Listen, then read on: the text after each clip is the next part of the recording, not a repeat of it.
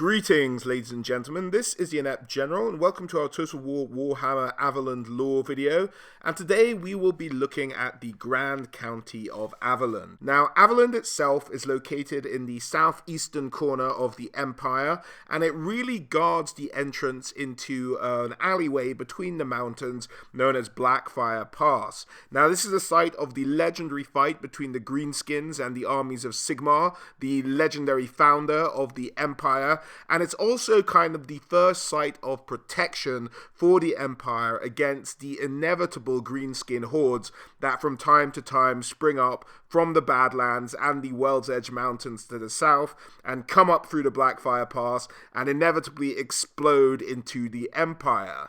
Now, the most famous of these two examples was, of course, Gorbad Ironclaw and Grom the Paunch. Now, these two I've covered in quite a lot of detail in my Missing Legendary Lords Greenskin edition, popping up in the top right hand corner now, or you'll find a link in the description below. But suffice it to say, these two, first Gorbad and then Grom, both pulverized through Blackfire Pass, destroyed vast swathes of Averland before going on and conquering other parts of the Empire. As I said, I went into it in a bit of detail in the Missing Legendary Lords video. Do check that one out if you want to know more about this. But it's just to give you an idea that Averland really is the first line of defense against any kind of greenskin evasions historically and probably in the ongoing future as well. Now, during one of these invasions, the actual kind of makeup of the Southern Empire changed considerably. It was during the invasion of Gorbad, seen in the middle here. Now, he pushed through, struck Averland, struck what was then the province of Solent very badly, and then moved on to Wiesenheim and on to Nullen.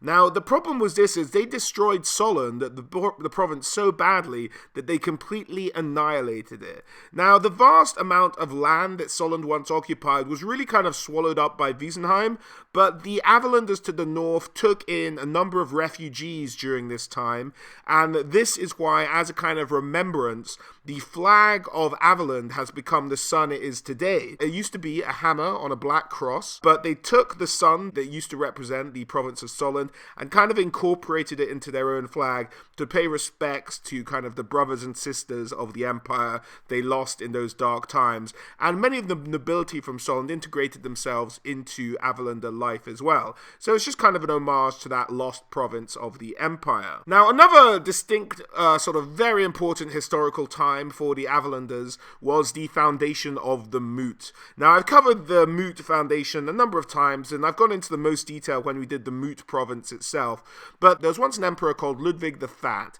who was just a glutton and a bit of a git and a terrible emperor all round. A halfling cooked him a nice meal. He said, "Ooh, I like you halfling lot," and just gave them a province, stealing huge and very fertile tracts of land from both Stirland and Averland. And since then, both provinces have had a particular dislike for halflings and the Moot in its existence at all. So Averlanders, much like their northern brothers, do not like the Moot and where the halflings live, and they, like their northern brothers, consider halflings very much the thieving ilk, and will often persecute, beat up, throw, hang, generally abuse halflings whenever they can catch one by themselves, and they know no one will report them in for it. Averland itself is perched between two large rivers, and because of this, it's prone to a lot of flooding. In fact, the whole province is said to kind of build into a gradual incline towards the middle, towards the city of Heideck, where it's kind of like high land, but a lot of the lower provinces can flood really badly, so they live with this flooding. They think it fertilizes their plains, and this is why they have huge industries built around sort of agricultural pursuits, mostly actually dealing with cattle farming. So this allows the cows to graze, and a whole bunch of cattle farming, and thus a lot of level work comes out of Averland as well. Now, the most famous cattle in Averland is known as the Averland Longhorn. It's this kind of special breed of cow that the Averlanders have, and this kind of cattle ranching is taken to such an extreme that many of the nobles themselves are really just upstart cattle ranchers whose family have cattle ranched for centuries, and there's a tradition of going down and presenting them to the main market town all your cattle for that year, and it's led by the noble of the local area. Now, some of the younger, like millennial nobles, a bit more hoity-toity, feel they're a bit too above sort of leading their cattle to market. But the more traditional Averlanders still kind of like this tradition. There's a little parade whenever anyone's leading their famous Averlander longhorns into market, and, you know, much celebrating is had.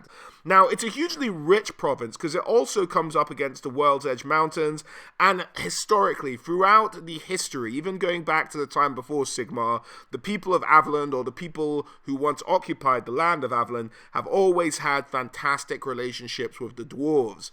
Indeed, the elect account of Averland is famous for saying that he'll trust a dwarf over any of his other fellow elect accounts any time of the week. That's not the exact quote, but you get the idea. So Averlanders have this fantastic relationship with dwarves, and they do mining there as well. And they trade with the dwarves, but they do their own mining. They get gemstones, they get furs from the woods around the foothills of the World's Edge Mountains as well. And they're a hugely wealthy province, unlike perhaps Stirland to the north, which is a bit poorer, a bit more sparsely populated. But huge amounts of wealth in Averland. Now, in recent years, the Count of Averland has been discussing with the dwarves about kind of the systems of eddies and channels to, you know, kind of mitigate a lot of the flooding that occurs annually. Now, this has kicked up a bit of a fuss with Nullen and the School of Engineers there, because they feel like, look, if you're going to get someone to do it, get us to do it. We're humans. Don't get those bloody dwarves. They'll cock it up. And you know what? The Averland's like, no, guys, you're all right. We trust the dwarves more than you guys over in Nullen. We'll let the dwarves handle this if we ever get it done.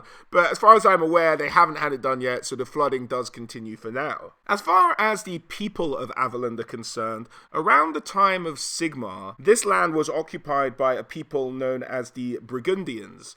Now, the Burgundians were a warlike people. They liked to pick fights. They were, in fact, at war with most of their neighbors, and had been for a number of years. They were a fierce, proud warrior race. They fought mainly on chariot and used some horses as well, but they just liked to battle, and they were just fighting everyone around them, including the incursions of greenskins that had been coming up from the south. Now, at the time of Sigmar, the Burgundians were led by a chap by the name of King Sigurd. Now, King Sigurd was known for being a cunning leader, he liked political intrigue, and he was still a furious warrior as well.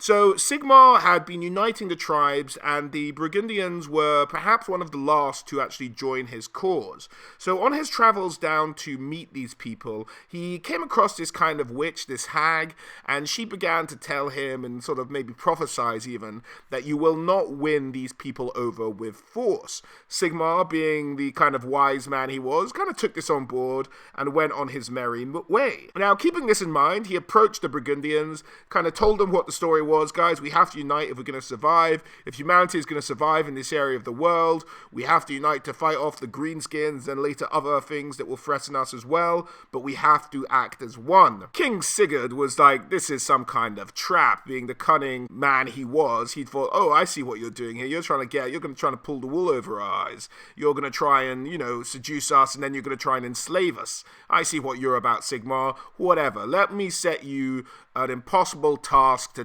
test your skills of arms. And he said to Sigmar, right, Sigmar, look, I think you're full of nonsense, and if you're going to genuinely prove to us that this means something for you, I want you to put your life on the line. So go and slay this huge dragon ogre known as Sharanok.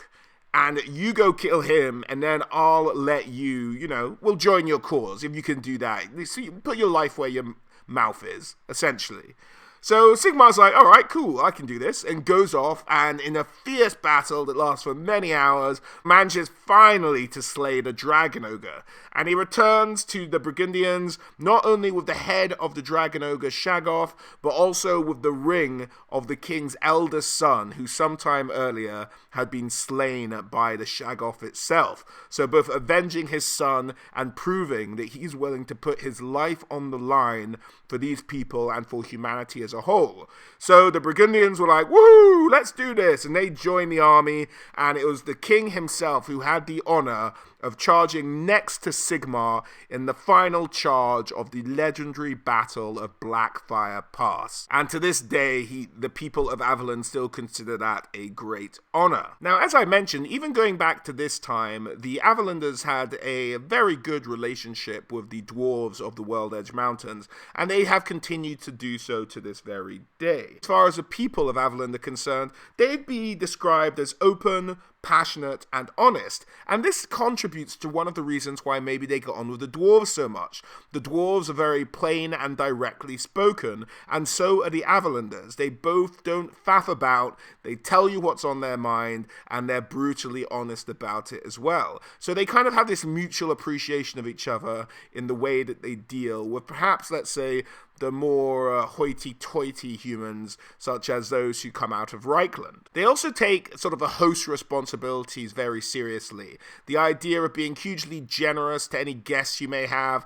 Every Averlander likes to welcome people to their home and provides them sort of food, nourishment, a place to rest their head. They like to play host for anyone coming to visit. And going along with this theme, the idea that, you know, they like to kind of gather around a fire and tell tales, and so storytellers are hugely prized in Averland and are amongst some of their most famous citizens. Now, on the opposite side of that coin, Averlanders on the negative aspect can be considered contradictory, flighty, and superstitious. A lot of this flightiness is kind of an object of their superstitious nature.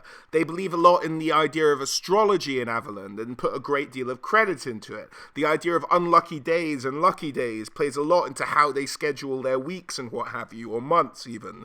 And for this reason, if, say, a battle is planned, or a hunt or something, and an Averland is involved, if it happens to fall upon what they consider their unlucky day, they just won't go.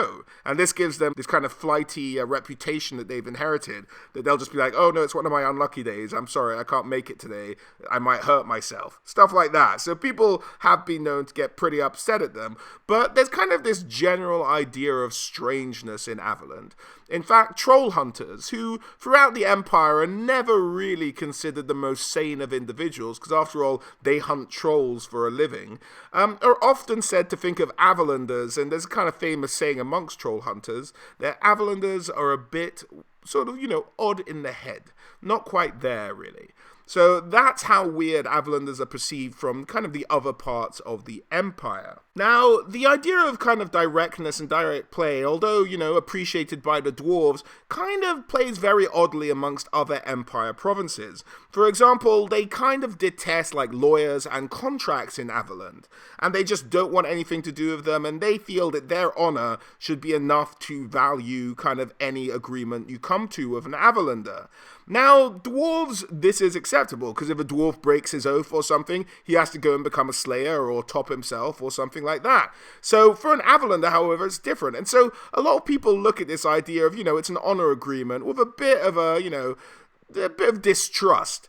And this kind of carries over to the fact that many people outside of Averland consider this idea of all deals are done on a handshake a bit, you know, makes them a bit apprehensive of doing business with Averland, and they see it more as a weird negotiating tactic than, you know, of them being firmly clad in honor, because there is always this reputation of them being flighty. So it just makes people a bit apprehensive of negotiating with Averlanders. As for the places within Averland, most of Averland is made up of kind of tiny small villages, but there are a couple of places of significant note. The first we'll start with is the capital, Averheim itself.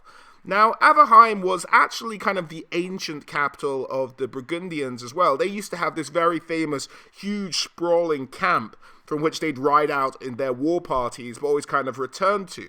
And this is what eventually grew up and became Averheim. It's still the site that that main camp was on. And the idea is that this site is built on a bluff, so you can kind of see what's coming for miles around, and it doesn't really flood, much like the rest of Averland as well. So it's got those two bonuses. From the main camp, this area was built up. It was first called the town or camp of Averberg, and it was added to gradually over time until there was an electicount fortress that stood there with high and fortified walls that protects the town to this day. Now, with cattle being so important, Averheim is also home to a huge stockyard.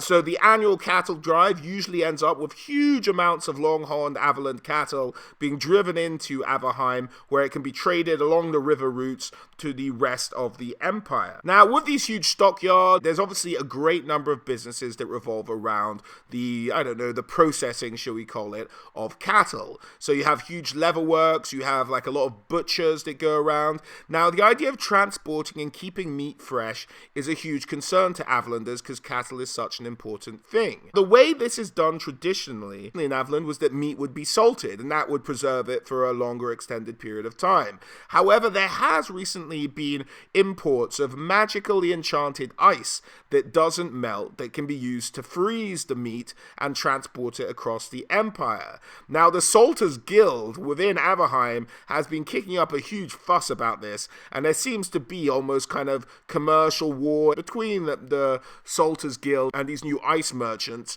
about how meat can be transported out of Averheim in the future. So just an internal conflict within that city itself. One of the most notable aspects of Averheim is a huge monument of skulls in the middle of one of its squares. Now, this was a monument that went up after the invasion of Gorbad Ironclaw. The idea being that Gorbad managed to ransack huge amounts of Averheim, but there was a force of halberdiers and troops that held him off and managed to save some of the survivors within the town until he kind of lost interest and left the city itself. Now, this monument is a pile of orc skulls, the idea being that they managed to drive out Gorbad, having trashed and looted and lived in for an extended period of time, a lot of the city, I believe. They managed to drive him out, and this is the skulls of those fallen orcs who had fallen during that battle. Now, it's said that on some days you can even see the skulls still bleeding, although there's no flesh left on them, but this is just a huge totem of skulls in the middle of a square, thought to be the sort of furthest into the city Gorbad's war managed to get.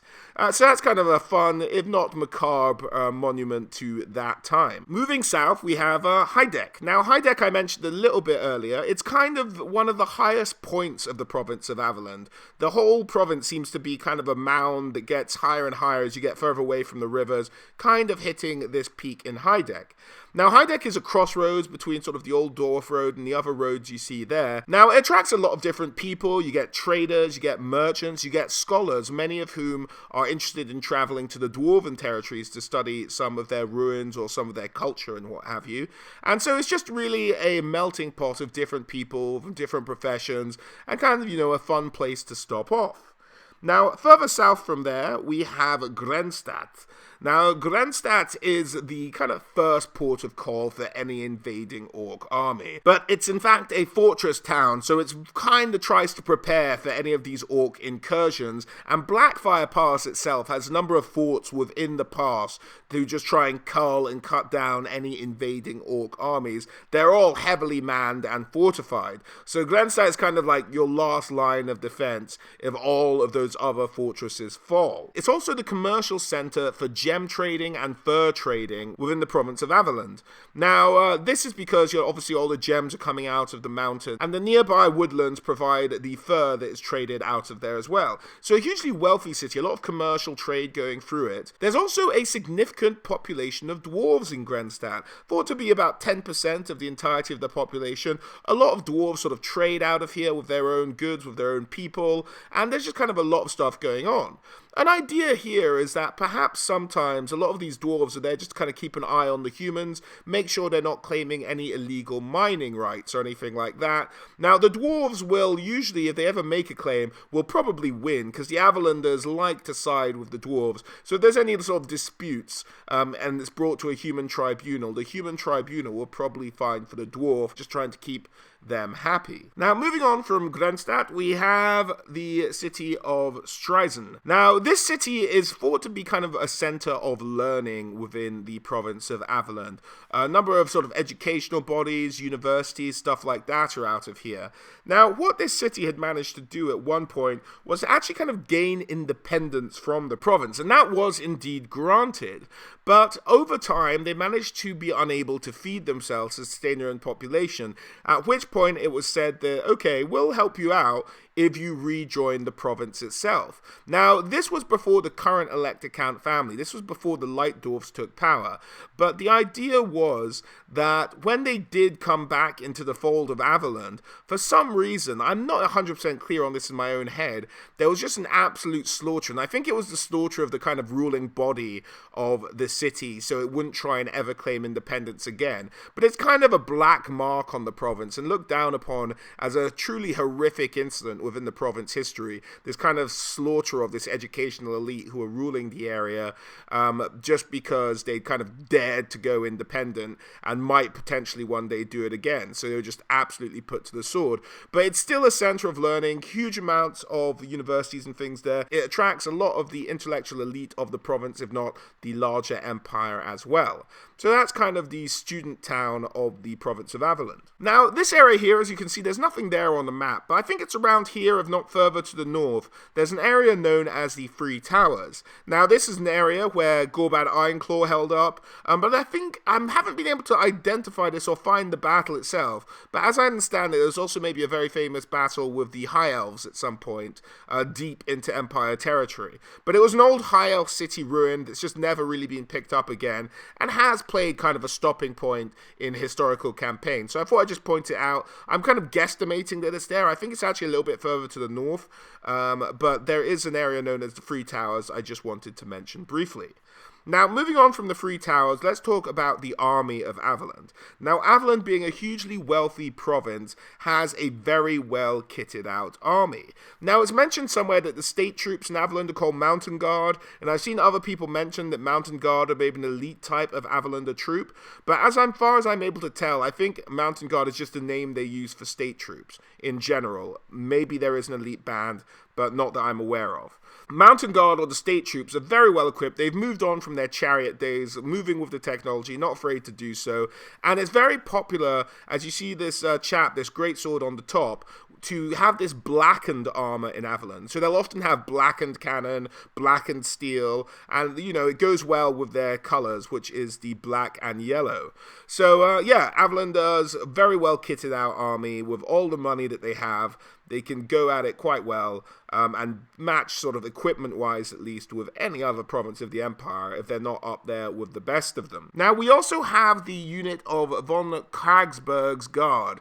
Now, these guys are quite unusual in that they're kind of meant to be a regiment of renown within the Avalander ranks, but they're just kind of a mercenary unit run by a noble's family for many, many years. They kind of just go around the world and rent themselves out. They will come to Averland's defense, but really only for the right price. It's just that that's where they hail from. Now, of course, as you guys know, I've been playing through Shadow of the Horned Rat, and there is the regiment of longbows who come out of Averland as well. So, you know, there's a lot of flexibility, and they have good representation and elite troops in every aspect of an Empire army, really.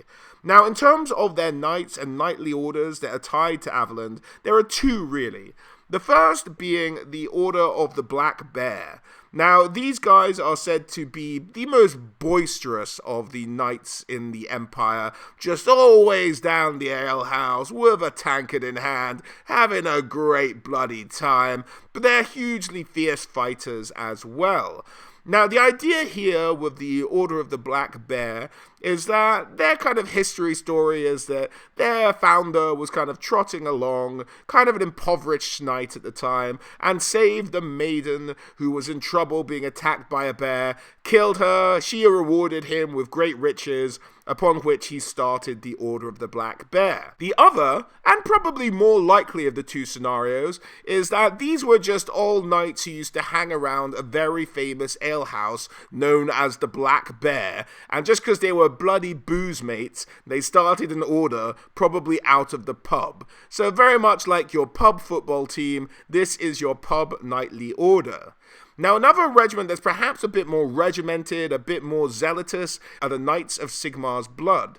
Now, the only reason I bring them up, these guys are situated all over the Empire. They have chapter houses everywhere. They're kind of a Templar order of knights, dedicated to Sigmar, obviously, but their current Grand Master is the Elector Count's brother. So one has to imagine that if Averland was in trouble, he calls his brother down, the Knights of Sigmar's Blood would probably be fairly swift to respond if anything was going on.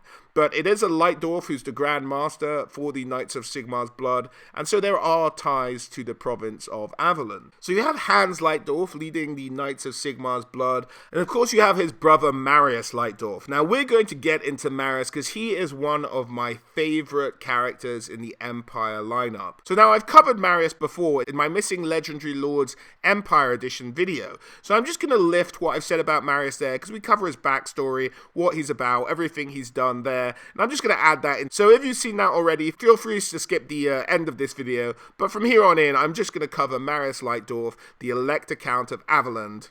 Marius Leitdorf. Now I won't lie, Marius is a slight favourite of mine. He is the Mad Count of Averland. So as the name may suggest, he is the Elector Count of Averland, and he is insane. He's a lunatic, for lack of a better term. Obviously, mental health professionals don't exist in the Total Warhammer world, so no one's quite diagnosed what's wrong with him. But he's said to be prone to bouts of melancholy and bouts of insane rage and screaming fits. Throughout his career as the Count of Averland, he has caused Karfrans decidable amounts of trouble, often challenging other Elector Counts to fight, starting small skirmishes amongst the Elector Counts. He's also known for chasing imaginary foe, having been known to declare war on forests, as in just a normal forest, not necessarily like a whole bunch of tree men, just a normal plain forest that's not alive, swarms of bees, half-imagined armies of fishmen, and I think this is a great opportunity for Creative Assembly to possibly have a bit of fun. I'd love to see a quest battle where Marius turns up on the battlefield, gives one of the rousing speeches you see in the quest battle, and then the camera pans out to the enemy and there's just nobody there. And so it just stays on the battle map, an empty battle map with just your own army, with Marius facing off against nothing for about 3 minutes, and then the end of the battle, just to prove that he's a lunatic and to maybe confuse the player a little bit as well. I think that would be something, just an idea of some of the kind of fun stuff they could do with the Mad Count Marius. Now, although he is a little bit mad, he is trusted by Karfrans. One of the aspects that changed the way Marius behaves a little bit, to a certain extent, was in 2502 by the Imperial Calendar, which is essentially around the starting time of the Total War Warhammer game, around the time Karfrans himself was crowned Emperor. So it all kicks off around that time. And he savagely put down a halfling rebellion to such a confounding degree, such a harsh level, that Franz felt he had to act, he had to do something. So he sent his trusty bodyguard, Ludwig Schwarzhelm, to talk to Marius and essentially set up a system around Marius of advisors that would tell Marius, that would sort of curtail his odder behavior to a certain degree. But despite this, 10 years later, Marius was at it again. He went to Bretonnia this time. I think he was visiting the Duke of Paravon, commented on how ugly the Duke's wife was, and prompted the 2512 invasion by Bretonnia of the Empire. And I think that was resolved fairly quickly, but he has been known to start wars just due to some of the insane things he said and his lack of tact and diplomacy. He's also quite roguish when it comes to the females of the species. He's known to have acted improperly with a number of nobles' wives and daughters, and as such is rarely welcomed as a visitor to other nobles' houses. When this system of advisors was set up, Marius made a point of appointing his chief advisor.